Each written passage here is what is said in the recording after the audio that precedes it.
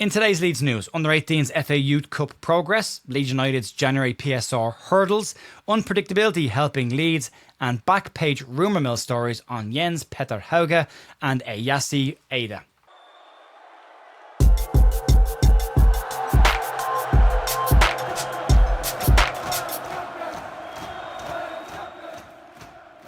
Hey folks, welcome to the Leeds View for Friday the 12th of December with your Leeds United news. Hope your week is going really well so far. There won't be a match preview stats pack out tonight. We did do a podcast last night, myself and Paul Brooker, and we had a look ahead to the Brentford game, and we sat through Keith Andrews' really incredibly boring press conference. So you don't have to give you the clip notes on that. We got a bit more detail on it today as well, heading into that Brentford game. But Daniel Farke's press conference is today, not yesterday. As I said, Leeds had scheduled it after we put out the show yesterday. So a little bit of stuff to get stuck into. There is some back page rumour mill stuff. We'll keep it towards the end of the video because some of it's not really necessarily direct Leeds stories, more clarification on where a couple of stories have actually come from that have now become Leeds are interested in a certain player. But we'll keep them towards the back end of the show. But we will start off today with the FA Youth Cup progress from last night.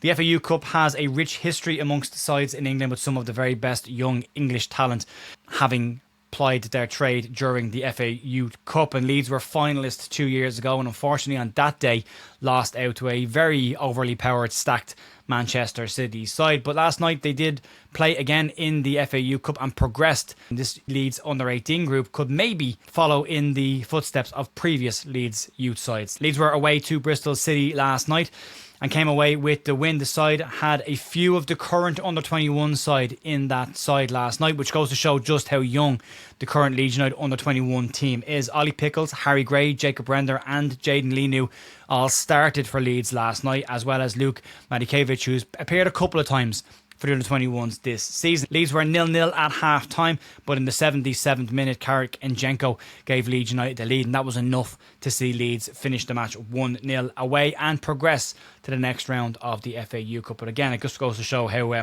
decent that Leeds United under-21 side is right now, and you've got 4 or 5 players that are regular starters for the under-21s, still very much under-18s as well. So well done to everyone last night in the FA Youth Cup, and we'll move on now and look at a couple of hurdles Leeds United need to navigate for a January transfer window. As we get set for the winter window to open, Leeds are expected to do some business, although it is expected to be limited enough business. In the past 2 January transfer windows, Leeds United have only brought in 1 player, and that was Connor Roberts back in January 2024 window. Leeds' shift in systems over the past couple of weeks means that the desire or the need for an out-and-out right winger has lessened, but according to Isaac Johnson in Leeds Live, he believes that a bespoke number 10 could still very much play a part in Daniel Farke's dual systems between the 3-5-2 and the 4-3-3. Also, got some detail as to why Leeds United are potentially looking for a right winger who can also play as a number 10. But Johnson also points out that Leeds will need to navigate a few hurdles if they are to bring in players in January. Robbie Evans said back at the end of the summer transfer window that Leeds United had maxed out on their PSR. There are some financial experts that have disagreed with him on this situation, but assuming he is right, Johnson does point out that Leeds still have a route to bring in players in January if they need them. New commercial deals as well as player sales can all be done before July 1st PSR deadline. That's not until the end of the season. That could help Leeds United. And also, there was a Leeds United investor meeting after the West Ham United game, and that might also mean a little bit more money has potentially come into the club that could help out there. But Johnson also says that club sources anticipate that Leeds United will get opportunities in January to capitalise on players who are unsettled or unhappy with their game minutes at their current clubs right now. And again, with it being a World Cup year, there are plenty of players who want to make sure they're playing regularly to be considered for their national sides. It all kind of sounds like Leeds United would be smart to make some loan moves, or maybe some loans with obligations once the window opens in 2 weeks' time. Daniel Farke 2 weeks ago did hint, though, that Leeds United might make some moves, and he said perhaps we might even get a bit in January. And last week he said that there was still a desire to bring in what was left on the table during the summer transfer window. So just over 2 weeks until the window opens, Leeds may be winding up to do some business, and it might give some credence to the conversations around the place at the moment that are saying that Leeds are making lots of initial inquiries about players that could potentially be coming in. I keep saying potentially because until a player actually turns up at Elland Road, it's a rumour, and no more than that, even if it's from credible sources. So we'll have to wait and see. We all believe and think they need to do some business, maybe need another box-to-box midfielder, someone similar to El Tanaka. maybe even another wing-back option to cover Gabby Goodmunson to allow rotation, again, with suspensions likely for fullbacks. So, yeah, it'll be an interesting one. We've only got 2 more weeks to go until that window opens, and no doubt Daniel Farke will be asked again about it later on today. Let's move on and talk about the tactical shift and unpredictability that could be helping Leeds United. Daniel Farke's recent tactical fluidity has added a layer of unpredictability to Leeds, and going into the Brentford game, it's the first time in quite a while that's very difficult to predict what Daniel Farke's starting 11 will be and what system he will start with in the game as well. Yesterday, Brentford manager Keith Andrews also alluded to this, saying that he would have to prepare for 2 separate formations, splitting his focus over the past week. And Brentford are on the back of 2 straight defeats coming into this game, although both of those games were away from home.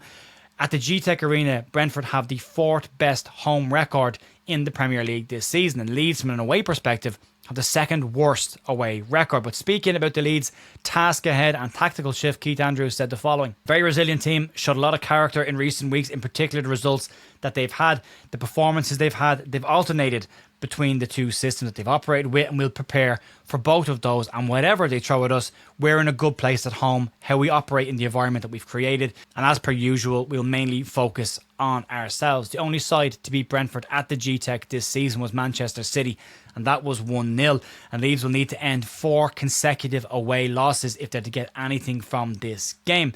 But if Leeds United were to get a win against Brentford, they will go 1 point behind the side and very much drag Brentford in to the relegation fight. They will also be without Kevin Shade coming into this game. They're missing a couple of players, but Shade has been a very important player for them so far this season. He's got 4 GNA, but is a very key player in their build-up towards their top goal scorer, Igor Thiago. So having him out the side is a big hit for them. We'll likely get more information on the Leeds United stance on things and injuries when Daniel Farke speaks to the press later on today, and we'll see where Leeds are coming into the weekend. But it is an interesting situation with both sides. Brentford with such a great home record, Leeds with such a bad away record, but also Leeds coming in on the back of 2 decent results and Brentford on the back of 2 poor results. So it's going to be interesting. They don't concede a huge amount of goals at home, and most of their points have come at the G-Tech this year, so Leeds will need to book a couple of trends in order to get something from this game. I take a point right now, if I'm being completely honest, and we'll see how we go again against Crystal Palace at home.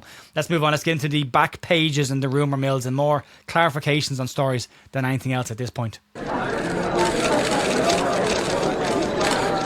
The first story comes from Team Talk, so pinch of salt territory here, but it's on Jens Peter Hauge. And Team Talk claimed that Leeds, Crystal Palace, along with 5 other Premier League sides, are all interested in Bodo Glimt winger Jens Peter Hauge. The 26-year-old spent time at AC Milan and Frankfurt and didn't have a huge amount of success there, but according to Team Talk, Leeds United and Crystal Palace both watched Hauge during his game in the Champions League against Dortmund on Wednesday, where he scored as well. This season, though, he's managed 3 goals in 5 starts for them, one of those goals coming against Dortmund in the Champions League. But Hauge would be interested in a Premier League move, according to Team Talk. He's friends with Erling Haaland, who recently described him as a real talent. But since joining Bodo Glimt in January 2024, he's had a hell of a lot more success than he had at Frankfurt and at AC Milan, maybe showing that he's coming into his peak years and starting to find the potential that they thought he had when they signed him before. In the 210 games that he's played for Bodo Glimt, he's got 59 goals and has 52 assists, 111 GNA in just 210 appearances, which is incredibly impressive. But you do need to take into consideration the level of the league and opposition he's playing against. So, but again, as I say, it could be a case that he's now starting to show the potential, that he had a huge amount of assists as well. Leeds could definitely do it. That he can play inverted as a 10 as well. He does wear the number 10, but can play on the wing as well. So he could be an option for Leeds United in multiple positions should they decide to go. It's Team Talk though, so I'd say take it with a pinch of salt. There's lots of good sides that are interested in bringing him in as well. So probably a trickier one to do, but not a huge amount of credibility in that one at this point anyway. We'll see if he pops up again in future weeks.